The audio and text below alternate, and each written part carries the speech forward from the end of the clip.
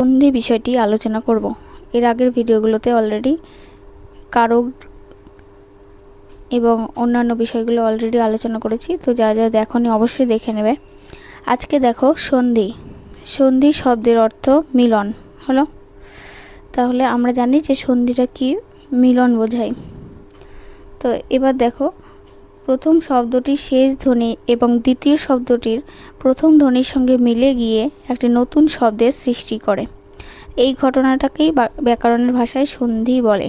অর্থাৎ প্রথম যে শব্দটির শেষ ধ্বনি এবং দ্বিতীয় শব্দটির প্রথম ধ্বনি মিলে কিন্তু এখানে একটা নতুন যে শব্দটার সৃষ্টি করছে, সেটাই হলো সন্ধি হলো। এটা একটু বেসিক। এবার দেখো, এখানে একটা এক্সাম্পল দেওয়া আছে, হিম যোগ আলয়, হিমালয়। তো এই প্রথম যেটা হলো ময়ের যেটা, তার সাথে মর সাথে যুক্ত আছে কে অ আর যে দ্বিতীয় শব্দটার প্রথম ধ্বনি, তাহলে অ যোগ মিলে কিন্তু এখানে আকার হয়ে গেল, তাহলে হিমালয়। সেরকম নব যোগ অন্ন মিলে নবান্ন আকার হয়ে যাচ্ছে, সিংহ যোগ আসন মিলে সিংহাসন হলো। তো এটা এমনি বেসিক উদাহরণ বললাম। এবার ডিটেলে যখন আলোচনা করব, সবগুলো সূত্র আলোচনা করব। তো দেখো, সন্ধি তিন প্রকার হয়, একটা স্বর সন্ধি, ব্যঞ্জন সন্ধি আর বিসর্গ সন্ধি। স্বরসন্ধিটা প্রথমে দেখি।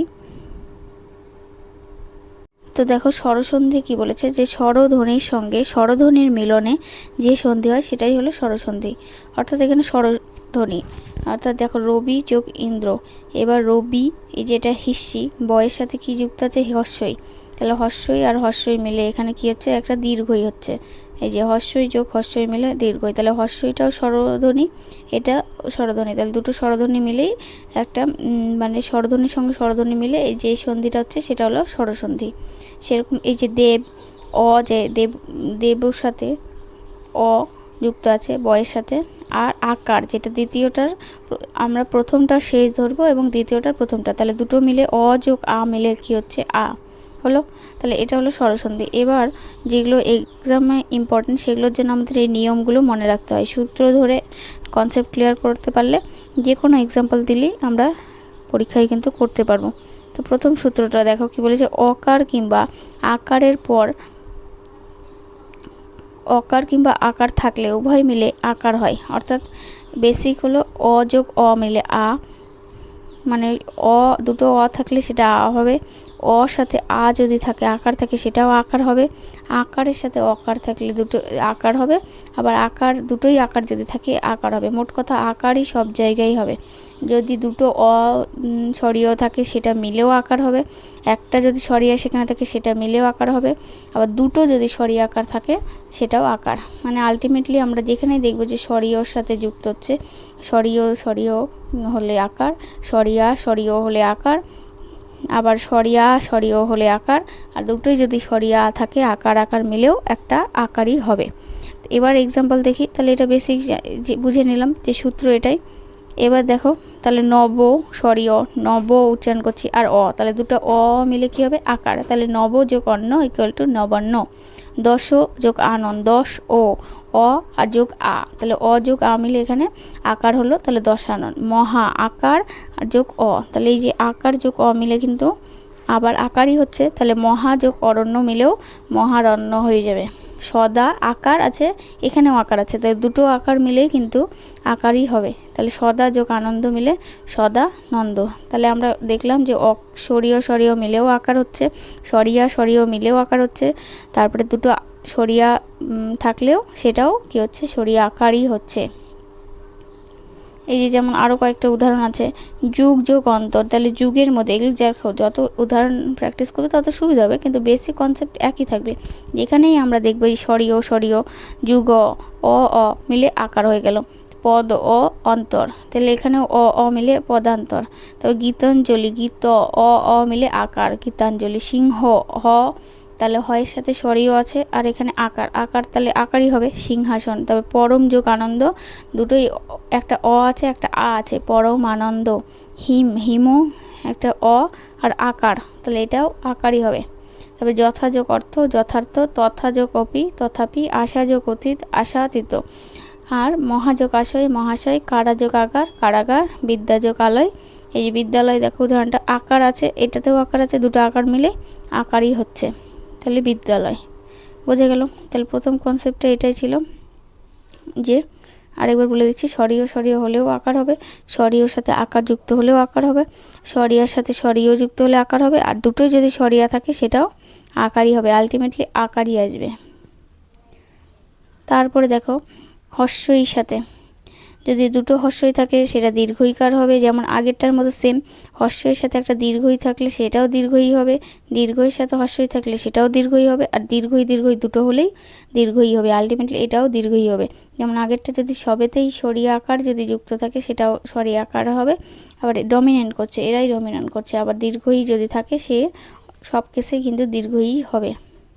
যেমন কবি যোগ ইন্দ্র, বি হস্যই আছে, হস্যই যোগ হস্যই মানে দীর্ঘই, মানে কবীন্দ্র, বয় দীর্ঘী। তা প্রতি তয় হিস্যি আছে, তয় হিস্যি আর দীর্ঘই, দীর্ঘই আছে মানে এটা দীর্ঘই হবে।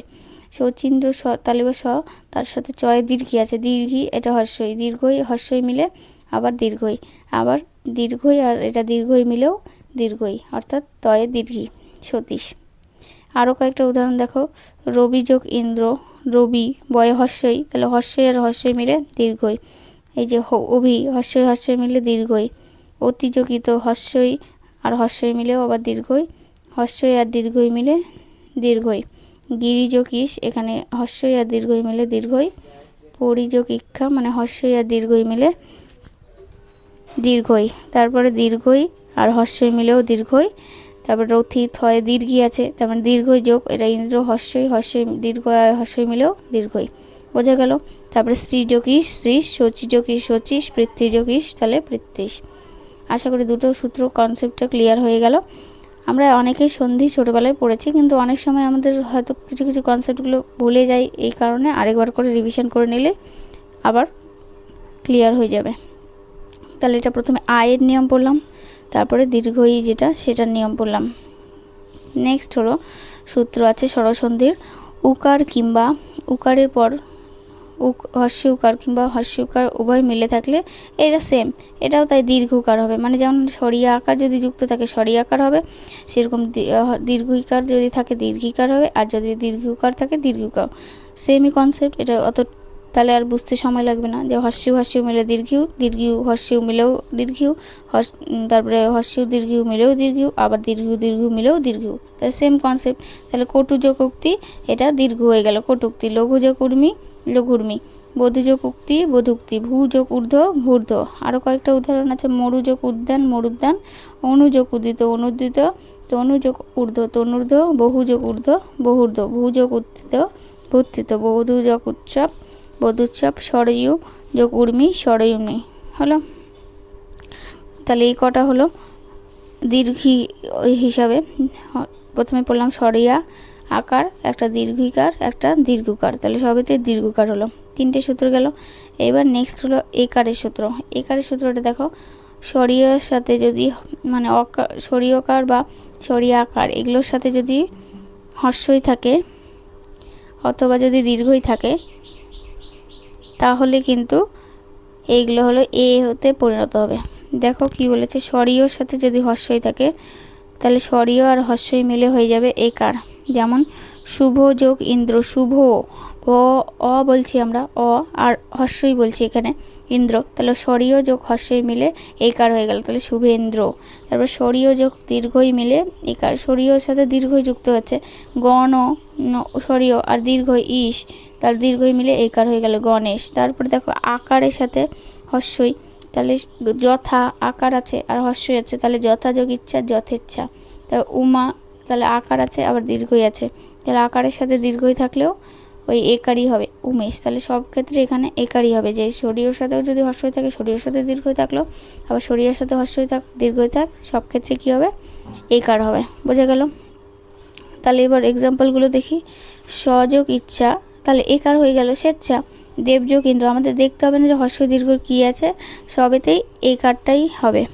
দেবেন্দ্র, নরযোগ ইস নরেশ, অপযোগ ইক্ষা অপেক্ষা,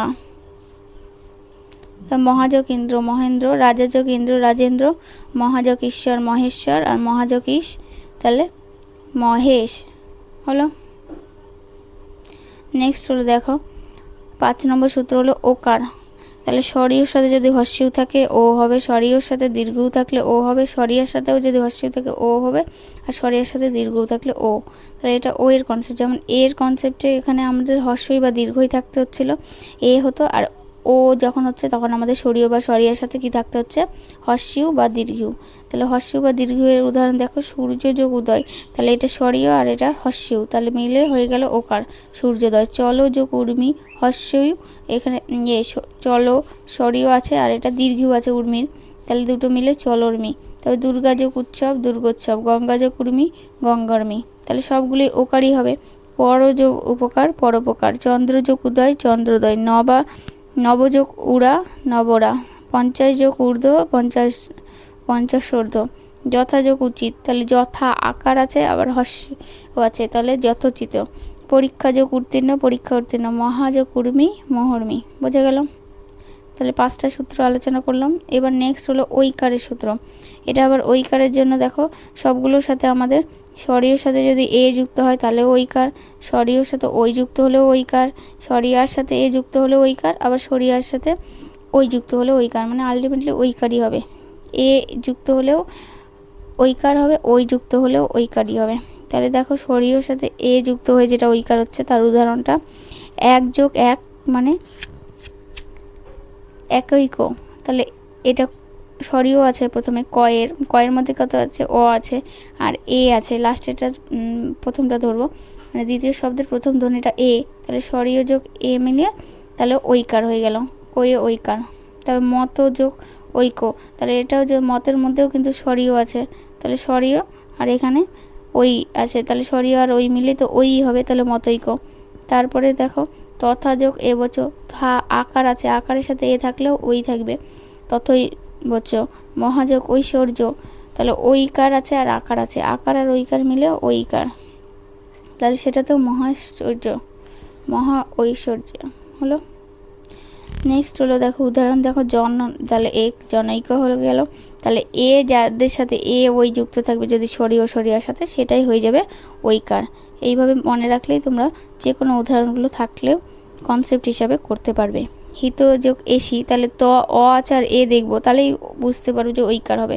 রাজ যোগ ঐশ্বর্য, রাজৈশ্বর্য, ধন যোগ ঐশ্বর্য, ধনৈশ্বর্য, সদা যোগ এব, সদৈব, তদাযোগ এব, তদৈব, মহাযোগ ঐরাবত, মহাৈরাবত, মহাযোগ ঐক্য, মহৈক্য হলো।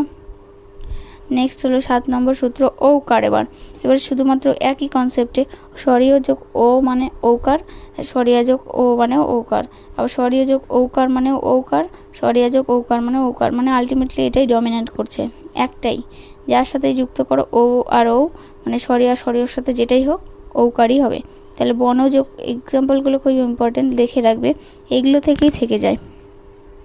বন যোগ ঔষধি, তাহলে ও আছে, বন মানে স্বরীয়, এটা স্বরীয় আছে, আর ও মানে ও, স্বরীয় যোগ ও মানে ও দেখতে পাচ্ছি আমরা, তাই জন্য এটা ঔকার হয়ে গেল, বন ঔষধি।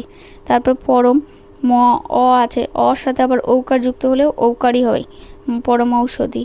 মহা, আকারের সাথে ও যুক্ত হলেও ঔকারই হবে, মহৈক্য। আর মহাযোগ ঔদার্য মানে মহৌদার্য। বুঝে গেল? এরকম কয়েকটা উদাহরণ আছে, জল যোগ ওকার, জলৈকা, বিম্ব যোগ অষ্ট, বিম্বষ্ট, চিত্ত যোগ ঔদার্য, চিত্তাদার্য, উত্তম যোগ ঔষধ, উত্তম ঔষধ। আর মহাযোগ ঔষধি, এটা খুব ইম্পর্টেন্ট, এটা থাকে অনেক সময়, তাহলে ও আছে কিন্তু ও থাকলেও আমাদের সেটা ঔকারই হবে, আকারের সাথে ও থাক, আকারের সাথে ও থাক, এটাই হবে। মহাযোগ ওদন, মহাউদন, সদাযোগ ঔচ্ছুৎক, সদচ্ছুৎক, আর মহাযোগ ঔষধ, মহা ঔষধ হলো। এই দুটো এক্সাম্পল দেখো, মহাযোগ ঔষধি আর মহাযোগ ঔষধ। মহাযোগ যখন ঔষধি লেখা আছে তখন কিন্তু ঔষধি আমরা ঔষধি ও দিয়ে বলি, তাই না? আমরা দ্বিতীয়টা হয়তো দেখছি অনেক সময় ভেঙ্গেও থাকে, সেটার জন্য দেখে রাখো, যখন ঔষধ কথাটা বলবো, ঔষধ বলার সময় কিন্তু ঔকার ব্যবহার করছি, কিন্তু ঔষধি যখন বলছি ঔষধি ও তখন ব্যবহার করছি, তাহলে যদি এটা ভেঙে থাকে যে মহৌষধ, তখন কিন্তু ঔকার হচ্ছে, ঔষধ যেহেতু। আর যখন ঔষধি বলছি, ঔষধির ক্ষেত্রে কিন্তু এটা যখন ভাঙবো মহৌষধিটাকে, তখন কিন্তু ও থাকছে, হলো। তাহলে মহাযোগ ঔষধি মানে মহৌষধি, আর মহাযোগ ঔষধ মানে কিন্তু মহা ঔষধ। আশা করি বুঝতে পারছো। নেক্সট হলো দেখো 8 নম্বর সূত্র।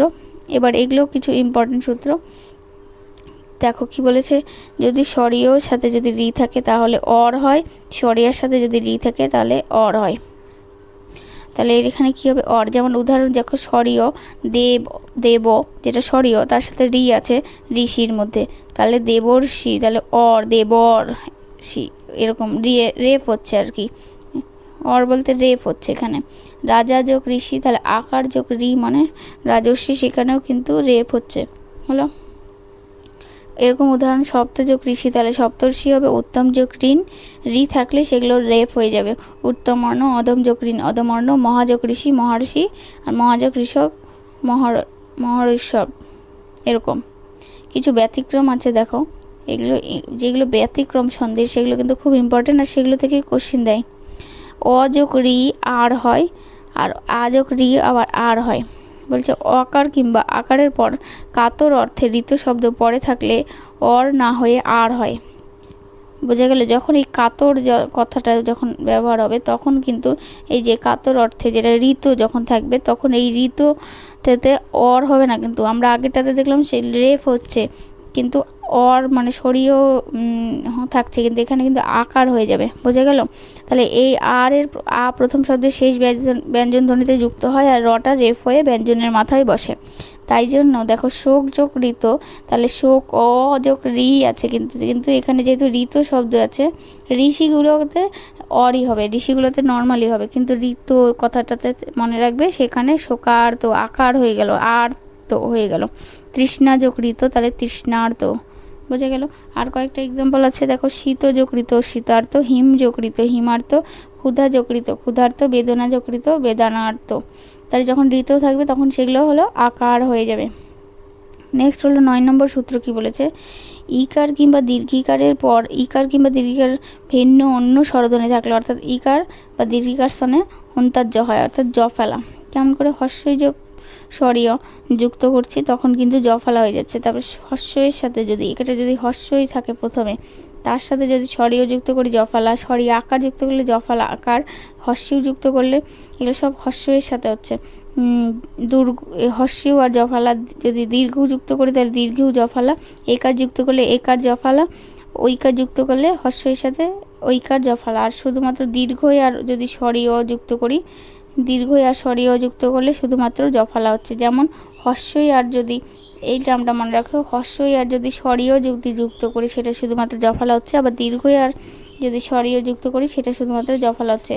আর যদি আকার যুক্ত করি হর্ষের সাথে, বাকিগুলো হর্ষের সাথে যদি আকার, হস্যকার, দীর্ঘকার এগুলো সবের সাথে যেমন আকারের মতো সেগুলোই হবে, কিন্তু জফলা কনস্ট্যান্ট থাকবে। যেমন উদাহরণ দেখলেই বুঝতে পারবো। দেখো হর্ষই যোগ স্বরীয় যেটা জফলা শুধুমাত্র, তাহলে হর্ষই অত, অত যোগ অন্ত হলো, তাহলে অত্যন্ত তয়ে জফলা। প্রতি, আচ্ছা এখানে অতি যোগ অন্ত হবে, তাই তো বলি, হ্যাঁ এখানে হর্ষই কোথায়, হ্যাঁ অতি যোগ অন্ত, তাহলে অতি যোগ অন্ত অত্যন্ত, তাহলে হর্ষই আছে, হর্ষের সাথে অ, তাহলে প্রতি যোগ আশা, তাহলে এটাও হর্ষই আছে। আর আকার যেহেতু তাহলে প্রত্যয়, সেটা জফলা হয়ে গেল। অভি যোগ হর্ষই আছে, তাহলে জফলা আর হর্ষই হয়ে যাবে। অভ্যুদয়, প্রতি আর দীর্ঘ, এটাও জফলা প্লাস দীর্ঘ। প্রত্যুষ, তার প্রতি যোগ এক, এ আছে তাই জন্য জফলা, তার সাথে একার। তারপরে অতি যোগ ঐশ্বর্য, তাহলে ঐকার আছে আর এদিকে হর্ষই, তার জন্য ঐকার হবে কিন্তু সাথে জফালা হলো। তারপর 9 দীর্ঘি নদী, দয় দীর্ঘি আছে, তাহলে দীর্ঘইর সাথে হর্ষ মানে দীর্ঘইর সাথে স্বরীয় যুক্ত হলো, নদী দীর্ঘই আছে আর স্বরীয় দুটো মিলে জফালা শুধুমাত্র। তাহলে যদি হর্ষই প্লাস স্বরীয় যেটা, সেটা শুধুমাত্র জফালা, আবার দীর্ঘই প্লাস স্বরীয় সেটাও জফালা। আর বাকিগুলোর ক্ষেত্রে আকার ইকার যেমন আছে সেরকমই থাকবে, জফালাও থাকবে সাথে। এরকম আরেকটা কয়েকটা এক্সাম্পল দেখো, অতিযোগ অধিক, তাহলে এটাও হর্ষে মানে হর্ষই আর এটা অ, তাহলে মিলে জফালা হলো। আদি, এটা হিস্যি মানে হর্ষই আর অ মিলে আদ্যন্ত। অতিযোগ আচার, এবার আকার আছে যেহেতু তাই জন্য আকারটার সাথে চলে গেল, জফলা তো থাকবেই। ইত্যাদি এর সাথেও তাই, এবার হর্ষ মানে হর্ষ হয়ে গেল, আর এটা যদি হর্ষও আছে হর্ষও, আর যদি দীর্ঘও থাকে সেখানে কিন্তু দীর্ঘও হয়ে যাবে। বোঝা গেল? নেক্সট সূত্র আছে বফালার। বফালার দেখো, হস্যু যোগ অ মিলে আবার ব হয়, হস্যু যোগ আ মিলে বা হয়, হস্যু যোগ ই মানে বি হয়, হস্যু যোগ দীর্ঘি মানে বয় দীর্ঘি হয়, আর হস্যু যোগ এ মানে বে একার হয়ে যায়। তাহলে দেখো আগেরটা যেমন হস্যের সাথে সরিয় সরিয়া এগুলো অ্যাড করে যখন জফলা হলো, সেরকম হস্যের সাথে যদি হলো সরিয় সরিয়া হস্য দীর্ঘ এ যুক্ত করি, সেটা কিন্তু বফলা হয়ে যায়। তো যেমন অনু যোগ অই, তাহলে অন্যয়, অনু আছে হস্যু আছে, প্রথমে হস্যু থাকলো আর তার সাথে অ যুক্ত হলো অন্যয়, তাহলে সু হস্যু আর আগত, তাহলে আকার হয়ে গেল স্বাগত। অনুযোগ ইষ্ট, তাহলে অনিষ্ট, তনুযোগ ই তন্নি, আর অনুযোগ এসা অন্বেষা। আর কয়েকটা এক্সাম্পল দেখো, সুযোগ অস্থি, তাহলে স্বস্তি, সুযোগ অল্প স্বল্প, পশুযোগ আদি পশ্চাদি, সুযোগ আড়ম্বর সাড়ম্বর, তাহলে সু হস্যু, প্রথমেই হস্যু, এটার মনে রাখতে হবে। বফালার হলো প্রথমেই হস্যু থাকবে, আর জফালার হলো প্রথমেই হলো হস্যই থাকবে। অনুযোগিত উন্নীত, সাধুযোগ দীর্ঘই, তাহলে সাধ্যি, অনুযোগেশন অন্বেষণ, এই অনুযোগেশনটা খুব আসে। তাহলে অনু হস্যু আছে প্রথমে আর একার, তাহলে একারই হয়ে গেল, বোঝা গেল। আর নেক্সট হলো আরেকটা দেখো, বলেছে স্বরবর্ণ পরে থাকলে প্রথম শব্দের একার স্থানে অয়, ঐকার স্থানে আয়, আর ওকার স্থানে অব, আর ঔকার স্থানে আব হয়। তো স্বরবর্ণ যদি প্রথমে থাকে এ, তাহলে এর সাথে যদি স্বরীয় আছে, সবগুলোর সাথে স্বরীয় কনস্ট্যান্ট, কিন্তু যদি এ যখন থাকবে সেটা হয়ে যাবে অয়, ঐকার থাকলে হয়ে যাবে আয়, ও থাকলে অব, আর ঔকার থাকলে আব। এক্সাম্পল দেখো, যখন স্বরীয়র সাথে প্রথমে এ থাকবে, এ থাকলে তাহলে আমরা জানি অয় হবে, তাহলে সে একার আর অন, তাহলে সে একার আছে অন আছে, তাহলে এখানে অন্তস্থ হয়ে যাবে, তাহলে শয়ন, সে যোগ অন, তাহলে শয়ন। তারপরে দেখো, তারপরে ঐকার আছে, ঐকারের সাথে অ হলে আমরা জানি আয় হয়, তাহলে অন্তস্থ হয়ে যাবে, নয় যোগ অক, তাহলে নায়ক হলো। তারপর পো ওকার আছে আর অন আছে, ওকারের সাথে হয়ে গেলে কি হয়, অব হয়, অব, তাহলে পো যোগ অন পবন। তারপর ঔকার আছে, ঔকারের সাথে যদি অ থাকে আব হয়ে যাবে, তাহলে পৌ যোগ অক, তাহলে ঔকার আছে, তাই জন্য আমাদের আব পাবক, বোঝা গেল। তাহলে এই জায়গাটা আরেকবার ভালো করে দেখে নাও, যে একারের সাথে যদি সবগুলোতে স্বরীয় কনস্ট্যান্ট, কিন্তু একারের সময় অয় হচ্ছে, যেমন সে যোগ অন, তাহলে শয়ন হয়ে যাচ্ছে, ঔকারের সাথে আয় হচ্ছে জন্য নৈ যোগ অক নায়ক হয়ে যাচ্ছে। তারপরে ও যোগ ওর সাথে যখন হচ্ছে স্বরীয়, তখন অব হচ্ছে জন্য পো যোগ অন, তাহলে পবন হচ্ছে, আর পৌ যখন হচ্ছে মানে ঔকার, তখন কিন্তু সেটা পাবক হয়ে যাচ্ছে, বুঝে গেল। আর কয়েকটা এক্সাম্পল আছে, নে যোগ অন, তাহলে একার আছে তাই জন্য অন্তস্থ হয়ে গেল অয়, নয়ন, তাহলে গই ঐকার আছে তাই অন্তস্থ আয়, আয় হয়ে যাবে আয়, তাহলে ঐকার থাকলে আয় হয়। একার থাকলে এরকম করে মনে রাখবে, একার থাকলে অয়, ঐকার থাকলে আয়, তারপর ওকার থাকলে হলো অব, আর ঔকার থাকলে আব, আকার হয়ে যাচ্ছে জাস্ট খালি। গই যোগ অক, তাহলে গায়ক হয়ে যাচ্ছে, ভো যোগ অন ভবন, বোঝা গেল। তো এই ছিল স্বরসন্ধি। এবার ব্যঞ্জন সন্ধি এবং বিসর্গ সন্ধি আলোচনা করব।